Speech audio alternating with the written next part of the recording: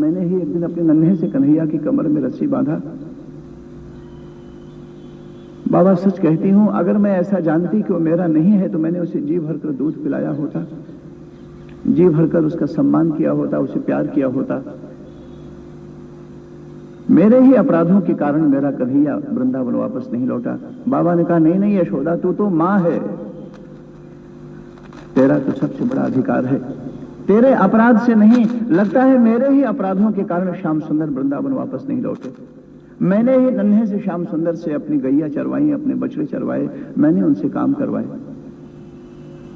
भगवान श्याम सुंदर श्री कृष्ण श्री वृंदावन वापस नहीं लौटे। मैया यशोदा कहते हैं अपराध मेरा है, बाबा कहते हैं अपराध मेरा है। ये बातें आपस में हो रही थी कि गोपियां आ गई। गोपियों ने कहा, नहीं बाबा, ना अपराध तुम्हारा है, ना अपराध मैया तुम्हारा है, सारा अपराध तो हमारा है। हमने ही सुबह से शाम तक जरा जरा सा माखन की लालच देकर उसे सुबह से शाम तक नचाया। एक गोपी कहती है कि मैया, मैंने अपने कन्हैया को कितना दुख दिया है, ये तुम्हें क्या मालूम। एक बार गोपी अपने गोष्ठ में, अपने गौशाला में गोबर पलवे में भरकर अपने माथे पर उठा रही थी और पलवा भारी था, नहीं उठ पा रहा था। अचानक भगवान श्याम सुंदर आंखों के सामने आ गए तो गोपी ने कहा, कन्हैया कन्हैया, जरा से ये पलवा है गोबर भरा हुआ, इसे सहारा दे दे, मैं अपने माथे पर रख लूं। भगवान श्याम सुंदर ने कहा, गोपी इसके बदले में मुझे तू क्या देगी? बोले, थोड़ा माखन खिला दूंगी।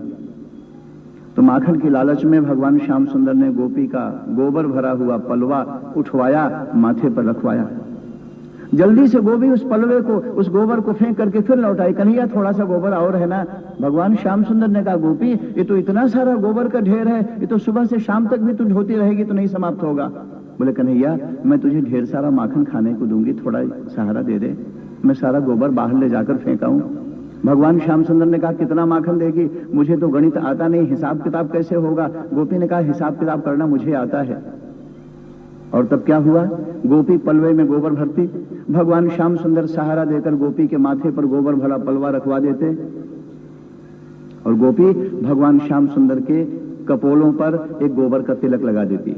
एक पलवा, दो पलवा, जितने पलवे गोबर के महाराज माथे पर उठवाती, उतना ही भगवान श्याम सुंदर के कपोलों पर, भगवान श्याम सुंदर के माथे पर गोबर का तिलक लगाती चली जाती। सुबह से शाम तक गोपी ढोती रही गोबर, भगवान श्याम सुंदर उसका पलवा उठवाते रहे और गोपी भगवान श्याम सुंदर के पूरे शरीर के ऊपर गोबर का तिलक लगाती लगाती महाराज भगवान श्याम सुंदर का अपना शरीर तो विलीन हो गया और गोबर के भगवान श्याम सुंदर साकार प्रकट हो गए। मानो श्री भगवान का गोमय अवतार हो गया।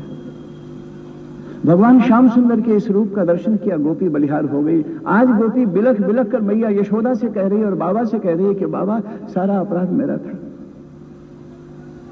मैंने ही अपने श्याम सुंदर से सुबह से शाम तक गोबर ढुलवाया। महाराज गोपी कहती है अपराध मेरा है। गोप बालक आ गए, गोप बालकों ने कहा, नहीं नहीं देवियों, तुम्हारा कोई अपराध नहीं है, न मैया का अपराध है न बाबा का अपराध है, सारा अपराध तो हम लोगों का है।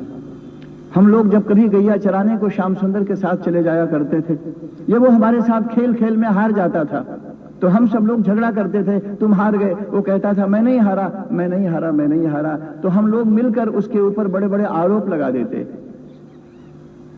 महाराज जब श्री कृष्ण हार जाते और श्री कृष्ण कहते मैं नहीं हारा, तो ये सारे गो बालक एक साथ मिलकर श्री कृष्ण से जबरदस्ती झगड़ा करने लगते और श्री कृष्ण के ऊपर आरोप लगा देते कि तुम बड़े अमीर बाप के बेटे हो ना, इसलिए तुम हार गए और अपनी हार नहीं स्वीकार करते, और हम गरीब है ना इसलिए जबरदस्ती कह रहे हो नहीं तुम हार गए। परंतु महाराज इस खेल में कोई छोटा और बड़ा नहीं होता। खेलन मैं को काको गोसैया, हरि हारे जीते श्री रामा, बरबस ही कत करत रुसैया। महाराज श्री रामा जीत गया और तुम हार गए और जबरदस्ती कह रहे हो नहीं मैं नहीं जाता, मैं नहीं हारा। इसीलिए ना अति अधिकार जनावत याते, जाते अधिक तुम्हारे गैया, तुम्हारे पास गायें ज्यादा हैं, तुम बड़े बाप के बेटे हो, इसलिए तुम झगड़ा करते हो और अपनी हार स्वीकार नहीं करते। भगवान श्याम सुंदर उसी समय गोप बालकों के चरणों में जाकर लोटपोट हो जाते। भैया सब कुछ कहना, सारे आरोप मेरे ऊपर लगाना, परंतु ये आरोप मत लगाना कि मैं बड़े बाप का बेटा हूं इसलिए झगड़ा करता हूं। भैया तुम्हारे ही लिए तो मैं बैकुंठ छोड़कर आया, मैं गोलोक धाम छोड़कर आया, निर्गुण निराकार अपना स्वरूप छोड़कर सगुण साकार बनकर आया, तुम्हें ही अपना बनाने के लिए तुम्हारे ही जैसा काला कलूठा रूप लेकर आया। ये मत कहना कि मैं किसी बड़प्पन के अभिमान में तुमसे झगड़ा करता हूं। नहीं नहीं, मैं हार गया, मैं हार गया। और तब एक एक गोप बालक भगवान कृष्ण के कंधे के ऊपर चढ़कर महाराज जैसे इनको घोड़ा बनाकर इनके कंधे पर सवारी करता, आज एक एक गोप बालक बिलख रहा है। हमने अगर ऐसा झगड़ा न किया होता, श्याम सुंदर को इतना दुख नहीं दिया होता, इतना संताप नहीं दिया होता, तो श्याम सुंदर हमें क्यों छोड़कर चले गए होते?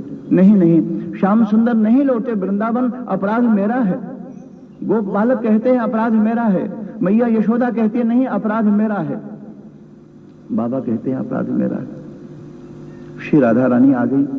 श्री राधा रानी ने कहा मैया ना अपराध तुम्हारा है, ना बाबा का कोई अपराध है, ना हमारी गोपियों का कोई अपराध है, ना हमारे भैया गोपो तुम्हारा कोई अपराध है, सारा अपराध तो मेरा है। आज मैं वो रहस्य सबको बता देना चाहती हूं जिस कारण भगवान श्याम सुंदर वृंदावन वापस नहीं लौटे। निकुंज में मैं ही रूठ जाया करती थी और मुझ रूठी राधा को मनाने के लिए श्याम सुंदर अपना मस्तक मेरे चरणों में रख दिया करते थे। अगर मैं ऐसा समझती कि मेरे रूठने की इतनी बड़ी सजा एक दिन सारे वृंदावन को मिलेगी तो मैं कभी नहीं रूठती। श्री राधा रानी कहती हैं सारा सारा अपराध मेरा। ये कैसा धाम है महाराज। मैया यशोदा कहते हैं अपराध मेरा है, बाबा कहते हैं अपराध मेरा है, गोपियां कहती हैं अपराध मेरा है, गोप कहते हैं अपराध मेरा है, राधा कहती है अपराध मेरा है। और हम लोग संसार में, पत्नी कहती है अपने पति को मैं बिल्कुल ठीक, गलती तुम्हारी।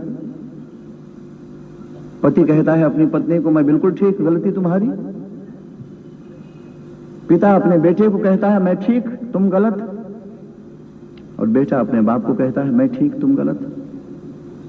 तो एक दूसरे की नजर में मैं ठीक तुम गलत, मैं ठीक तुम गलत, तो या तो सारा का सारा संसार केवल ठीक लोगों से भरा होना चाहिए या फिर केवल गलत लोगों से भरा होना चाहिए, क्योंकि हर एक की नजर में दूसरा गलत है तो सारे ही गलत हैं, और अपनी नजर में सब ठीक हैं तो सारे ठीक होने चाहिए। और इसलिए महाराज न यहाँ कोई ठीक न यहाँ कोई गलत, फिर यहाँ क्या है, यहाँ क्या है ये कहना बड़ा मुश्किल है। सब लोग अपने अपने आप को टटोल कर देखो, परंतु एक धाम श्री वृंदावन धाम है जहां जहां प्रत्येक मानता है गलत मैं हूं, गलत मैं हूं, गलती मेरी है, गलती मेरी है, और परिणाम गलती किसी की नहीं है। सब में प्रेम है, सब में समर्पण है। बाबा ने कहा अब ये समय नहीं रहा कि हमें एक एक की गलती खोजें कि गलती किसकी है और किसके कारण कृष्ण वापस नहीं लौटे वृंदावन। ये बताओ हमें कुरुक्षेत्र चलना है कि नहीं चलना। तब सारे लोगों ने कहा कि बाबा हम सब कुरुक्षेत्र चलेंगे। सभी ने अपनी अपनी बैलगाड़ियां तैयार की। बाबा, मैया यशोदा, गोपियां, गोप बालक, उपनंद, गोप, सारे के सारे वृंदावनवासी कुरुक्षेत्र की यात्रा पर प्रस्थान करते हैं। उधर कुरुक्षेत्र में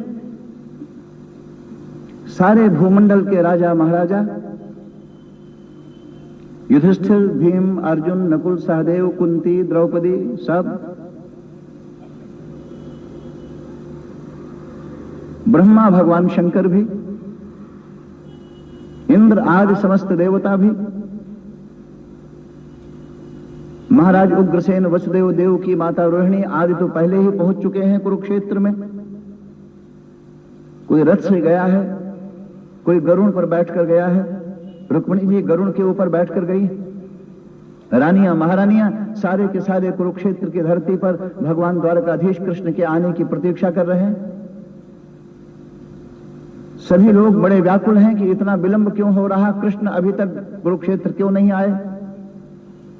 कोई सोच रहा है महाराज तो गरुड़ पर बैठकर आएंगे, कोई सोच रहा है द्वारिका के सबसे कीमती रथ पर बैठकर आएंगे, किसी की नजरें आसमान में देख रही हैं महाराज कृष्ण कब आए गरुड़ के ऊपर बैठे हुए, तो किसी की नजरें जो मुख्य मार्ग है, राजमार्ग है, जो नेशनल हाईवे है महाराज, उस पर खोज रही हैं कि रथ आ रहा होगा जिसमें 7 घोड़े जुड़े होंगे।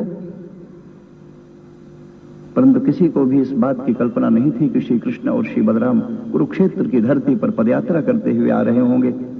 पैदल आने का रास्ता दूसरा है, रथ के आने का रास्ता दूसरा है, गरुड़ के आने का रास्ता दूसरा है। सभी की नजरें या तो राजमार्ग पर अटकी हुई या फिर आसमान में, और श्री भगवान आ रहे हैं गलियों से, नंगे पांव चले आ रहे हैं श्री भगवान, श्री कृष्ण और श्री बलराम। भगवान श्री कृष्ण और श्री बलराम धीरे धीरे आंखों के सामने आ गए, परंतु श्री कृष्ण और श्री बलराम को पहचानने वाली नजर न थी। देवकी ने देखा, अरे होगा कोई पागल, कभी हाथ जोड़ रहा, कभी नाच रहा, कभी रो रहा, कभी पीछे मुड़ रहा, मोर पंख का मुकुट पहने है, कंधे पर फटा कंबल लिए हुए नंगे पांव। महाराज ऐसा तो कोई भिखारी हो सकता है, ऐसा तो कोई उन्मत्त पागल हो सकता है। बार बार मुड़कर भगवान श्याम सुंदर वृंदावन की दिशा को ही प्रणाम करने लगते हैं। महाराज सभी ने देखा है कृष्ण और बलराम को अपनी आंखों के सामने, परंतु आज कृष्ण और बलराम को पहचानने वाली नजर द्वारका। महाराज ये जो सारे के सारे कुरुक्षेत्र में तीर्थयात्री इकट्ठे हैं, ये नहीं, इनके पास वो नजर नहीं है, ये नहीं पहचान सके। श्री कृष्ण बलराम धीरे धीरे बिल्कुल सामने आ गए। देवकी, वसुदेव, महाराज उग्रसेन, माता रोहिणी, रुक्मिणी आदि सभी रानियां, महारानियां, सारे के सारे, द्रौपदी, कुंती, परंतु महाराज उस कृष्ण को कौन पहचाने जो भिखारी की तरह केवल करुणा और कृपा रस भरे गैयों की पूंछ पकड़ पकड़ कर गिरिराज गोवर्धन की यात्रा पर जाने वाला। आज श्री भगवान ने वृंदावन की वह झांकी साकार प्रकट कर दी है, परंतु महाराज द्वारकावासी और कुरुक्षेत्र में जितने आए हुए तीर्थयात्री हैं, श्री भगवान की उस रहस्य भरे रसमधुर रूप और छवि का दर्शन करने के बाद भी उन्हें नहीं पहचाना। और कोई पहचाने न पहचाने महाराज, परंतु माता रोहिणी को तो पहचानना चाहिए था। माता रोहिणी तो गोकुल में भी रही हैं और वृंदावन में भी रही हैं, बलराम जी की मां है। अरे न पहचानती कृष्ण को तो कम से कम अपने बलराम को ही पहचान लेती। परंतु पद मिलने के बाद कैसे आदमी अंधा हो जाता है महाराज, इससे बढ़कर इसका कोई दूसरा प्रमाण नहीं हो सकता। आखिर माता रोहिणी भी तो इस समय देवकी की तरह यदुवंश साम्राज्य में साम्राज्ञी की तरह सम्मान पा रही हैं, और जब सम्मान ज्यादा मिलने लगता है, जब सत्ता और संपत्ति आंखों में भर जाती है ना, तो संसार में प्रेम और भाव मिटने लगता है। और महाराज प्रियतम और भक्त के रूप का दर्शन करके हमें हमारे जीवन में कोई समाधान सुलभ नहीं होता। रोहिणी ने भी श्री कृष्ण और श्री बलराम को देखा, परंतु वो भी आकाश में ही खोज रही हैं। क्यों? द्वारकाधीश कृष्ण आ रहे होंगे महाराज, भला पैदल क्यों आएंगे? और तब अचानक रोहिणी की ही नजर गई। जब बहुत देर हो गया, आकाश मार्ग से गरुड़ नहीं आया, राजमार्ग से रथ नहीं देखा, बार बार नजरें अटक जाती हैं कृष्ण और बलराम पर। और तब रोहिणी जी को महाराज पुरानी बात याद आ गई, गोकुल का कृष्ण, श्री वृंदावन बिहारी की वो झांकी सामने आ गई। और तब अचानक रोहिणी की आंखों के सामने जैसे महाराज आवरण ही विदीर्ण हो गया, सारा अंधकार मिट गया। और रोहिणी ने कहा, अरे दीदी, देवकी को कहा, तुमने पहचाना नहीं? अरे ये तो अपना कल्लू और बल्लू भैया। वही पुरानी बात, वही वृंदावन की झांकी, कल्लू और बल्लू भैया की। द्वारकाधीश भगवान श्री कृष्ण कल्लू और बल्लू बनकर आए हैं कुरुक्षेत्र की धरती पर। महाराज जैसे ही रोहिणी ने कहा, देवकी ने भी पहचाना, अरे ये तो अपना कृष्ण है, यह रूप कृष्ण का। श्री भगवान तब तक सामने आ गए। देवकी सामने खड़ी हैं, रोहिणी सामने खड़ी हैं, वसुदेव सामने हैं, महाराज उग्रसेन हैं, ब्रह्मा हैं, भगवान शंकर हैं, इंद्र हैं, कुंती हैं, द्रौपदी हैं, युधिष्ठिर हैं, अर्जुन, सारे के सारे लोग हैं महाराज। परंतु श्री भगवान ने उनको देखा तो ऐसे देखा जैसे पहचानते नहीं। मानो श्री भगवान ने यह संदेशा देना चाहा हो, अगर तुम मुझे नहीं पहचान सकते तो मैं भी तुम्हें नहीं पहचानता। देवकी सामने खड़ी हैं, सोचा होगा कृष्ण आएंगे, मेरे चरणों में मस्तक झुकाकर मुझे प्रणाम करेंगे, परंतु कृष्ण ने जैसे देखा ही नहीं।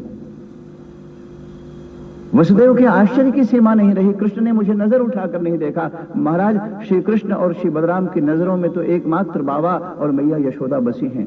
भगवान श्याम सुंदर श्री कृष्ण की नजरें तो एकमात्र वृंदावन की गोपियों को खोज रही हैं। इसलिए महाराज न देवकी दिखाई पड़ती हैं, न रोहिणी दिखाई पड़ती हैं, न वसुदेव दिखाई पड़ते हैं, न कुंती दिखाई पड़ती है, न द्रौपदी, न युधिष्ठिर, न अर्जुन, न ब्रह्मा, न शंकर, न राजा महाराजा, सारे के सारे लोग जय हो द्वारकाधीश भगवान की जय हो, जय जयकार हो रही है, परंतु श्री भगवान को नहीं सुनाई पड़ता। एक से एक ज्ञानी और पंडित वेद मंत्रों की स्तुतियां और वेद मंत्रों के सूक्तों के द्वारा श्री भगवान की आराधना कर रहे हैं। स्वागत हो रहा, अभिनंदन हो रहा, सारी भीड़ पीछे दौड़ रही, परंतु श्री कृष्ण और श्री बलराम उन्मत्त होकर एकमात्र महाराज मैया यशोदा और बाबा को खोज रहे हैं। श्री भगवान की आंखों में बाबा और मैया यशोदा की छवि के सिवा कुछ और नहीं है। कुरुक्षेत्र की धरती पर तीर्थयात्रियों की उस सारी भीड़ में जैसे ही श्री भगवान कभी किसी बूढ़े बाबा को देखते, बूढ़े किसी वृद्ध को देखते, तो महाराज श्री कृष्ण और श्री बलराम दौड़ते, लगता है बाबा है, बाबा है। 100 वर्ष गुजर गया, बाबा अब कैसे हो गए होंगे ठीक से पता भी नहीं लग रहा। जाकर श्री कृष्ण और श्री बलराम उस बूढ़े के चरणों में मस्तक झुका देते। वो बूढ़ा भी अपना हाथ उठाकर कृष्ण और बलराम के मस्तक पर रख देता। श्री कृष्ण और श्री बलराम अपनी आंखों से खोजने की कोशिश करते, बार बार जानने की कोशिश करते, और तुम निराश हो जाते, ये बाबा नहीं है। ऐसे ही महाराज एक एक चेहरे में झांक झांक कर श्री कृष्ण और श्री बलराम ने बाबा को खोजा, मैया यशोदा को खोजा।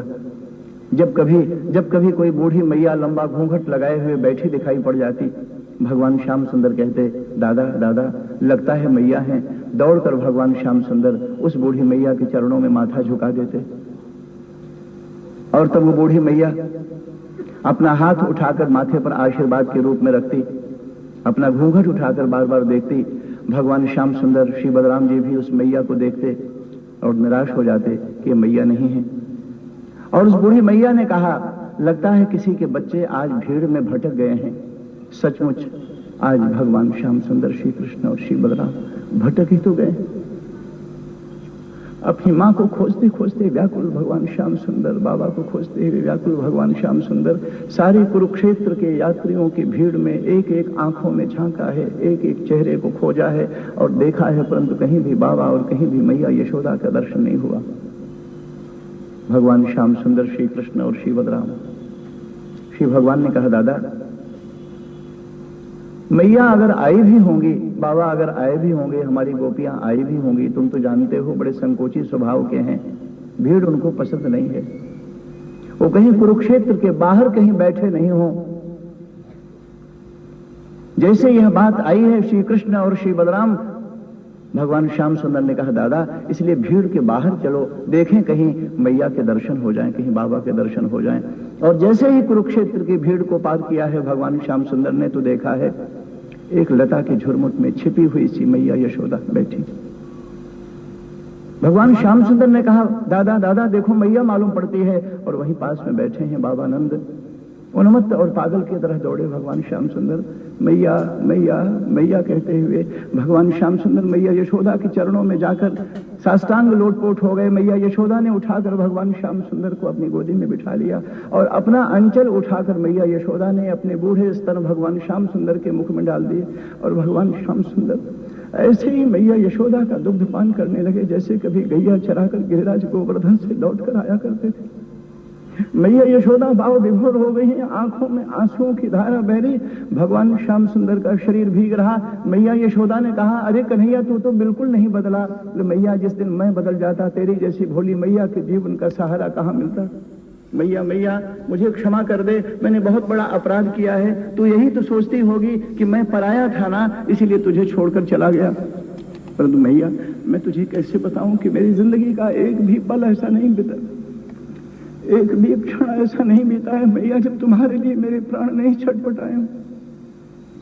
मैया यशोदा भगवान श्याम सुंदर के उलझे हुए बाल संभालती हैं, वैसे ही जैसे कभी भगवान श्याम सुंदर गैया चलाकर वापस लौटते थे। मैया यशोदा के अंचल पकड़कर खींच रहे हैं भगवान श्याम सुंदर, नन्हे से कन्हैया जैसे वही सारी की सारी लीला प्रकट हो गई है। और आज लगता है जैसे वृंदावन और द्वारिका के बीच की सारी दूरियां मिट गई हैं। 100 वर्ष का अंतराल समाप्त हो गया है, और आज 100 वर्ष के पहले वृंदावन का वह दिन प्रकट हो गया है जिस दिन श्री कृष्ण और श्री बलराम गैया चलाकर गिरिराज गोवर्धन की ओर से वापस लौटा करते थे। मैया यशोदा भगवान श्याम सुंदर को दूध पिला रही है। बार बार मैया यशोदा कहती है, मेरे लाल तू बड़ा भूखा रहा होगा, तुझे माखन किसने खिलाया? मैंने देवकी को संदेशा तो भेजा था, उसने माखन खिलाया कि नहीं खिलाया? और नाना प्रकार की वही पुरानी बातें मैया यशोदा के मन में मैया यशोदा को व्याकुल करती चली गई हैं।